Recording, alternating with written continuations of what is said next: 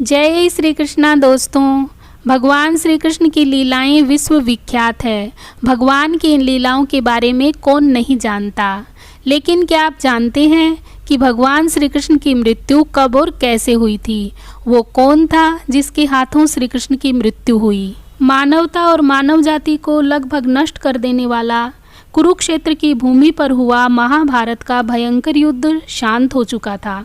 अपनी जीत पर पांडव बिल्कुल भी खुश नहीं थे, क्योंकि युद्ध से हुई तबाही को देखकर उनका मन बहुत विचलित हो चुका था। युद्ध के उपरांत जब भगवान श्री कृष्ण पांडवों के साथ गांधारी और धृतराष्ट्र के पास दुर्योधन की मौत पर शोक जाहिर करने और क्षमा मांगने पहुँचे, दुर्योधन का खून में लथपथ शरीर और अंधे माँ बाप की आंखों में आंसू की बाढ़ से पांडवों का दिल भी भर आया था। गांधारी पांडवों को छोड़कर भगवान श्री कृष्ण को दुर्योधन की मौत का जिम्मेदार समझने लगी थी। इसी कारण गांधारी ने भगवान श्री कृष्ण को शाप दिया और कहा, यदि भगवान विष्णु के प्रति मेरी आस्था सच्ची रही है तो आज से ठीक 36 वर्ष बाद तुम भी इस धरती पर जीवित नहीं रहोगे। द्वारका तबाह हो जाएगा और यादव वंश का हर इंसान एक दूसरे के खून का प्यासा हो जाएगा। ये कहकर गांधारी भगवान श्री कृष्ण के चरणों में गिर गई और रोने लगी। श्री कृष्ण ने चेहरे पर हल्की सी मुस्कान लिए गांधारी को उठाया और कहा, माते, आपके श्राप का असर एक दिन जरूर होगा, लेकिन ये सिर्फ मेरे प्रति आपकी सच्ची श्रद्धा की वजह से नहीं, बल्कि बदलते समय की वजह से भी होगा। कहते हैं गांधारी का यही श्राप यादव वंश के विनाश और भगवान श्री कृष्ण की मृत्यु का कारण बना। कई वर्ष बीत गए।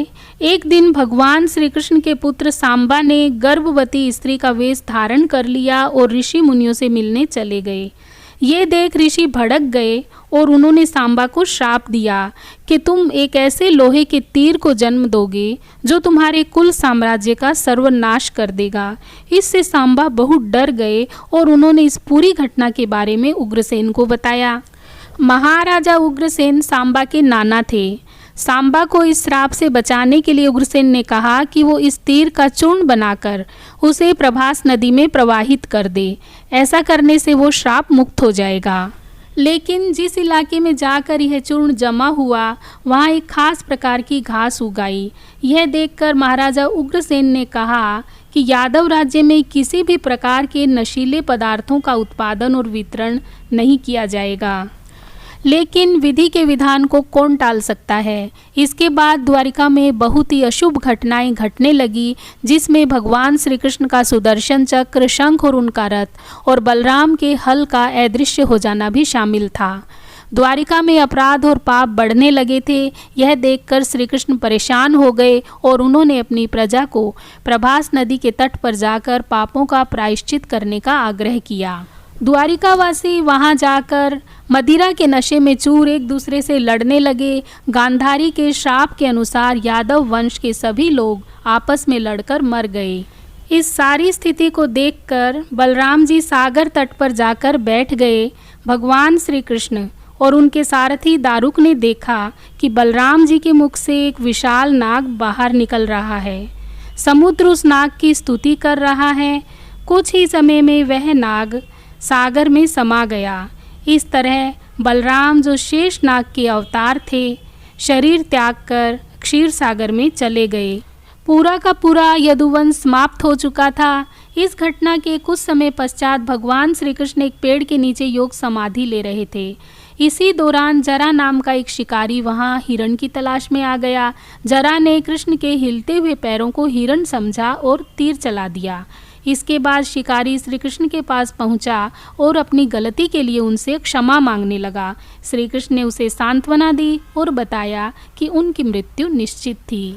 उनकी मृत्यु क्यों निश्चित थी, भगवान श्री कृष्ण ने उस शिकारी को इसका कारण भी बताया। श्री कृष्ण ने कहा, त्रेता युग में लोग मुझे राम के नाम से जानते थे। राम ने सुग्रीव के बड़े भाई बाली का छिपकर वध किया था। अपने पिछले जन्म की सजा उन्हें इस जन्म में मिली है। दरअसल जरा ही पिछले जन्म में बाली था। यह कहकर श्री कृष्ण ने अपना शरीर त्याग दिया। श्री कृष्ण की मृत्यु को कलयुग की शुरुआत माना जाता है। जब अर्जुन को इन सब घटनाओं के बारे में पता चला तो वो द्वारिका पहुँचे।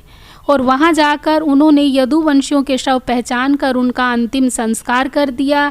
और भगवान श्री कृष्ण के जाने के बाद रुक्मणी, जामवंती सहित उनकी सभी पटरानियों ने देह त्याग कर दिया। बलराम की पत्नी रेवती ने भी देह त्याग कर दिया। इसके बाद दुखी मन से अर्जुन द्वारिका में बचे हुए सभी लोगों को अपने साथ लेकर लौट गए। और अर्जुन के द्वारिका से जाते ही समुद्र ने पूरी द्वारिका नगरी को डुबो दिया और इसके साथ ही कलयुग भी धरती पर आ पहुंचा। और इस तरह से धरती पर कलयुग का प्रारंभ हो गया और भगवान श्री कृष्ण अपने लोक में चले गए। तो दोस्तों, आपको भगवान श्री कृष्ण की ये लीला कैसी लगी कमेंट बॉक्स में लिखकर ज़रूर बताइए।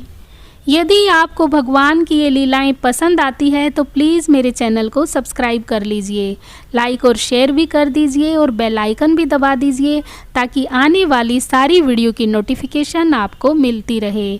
धन्यवाद। जय श्री कृष्णा।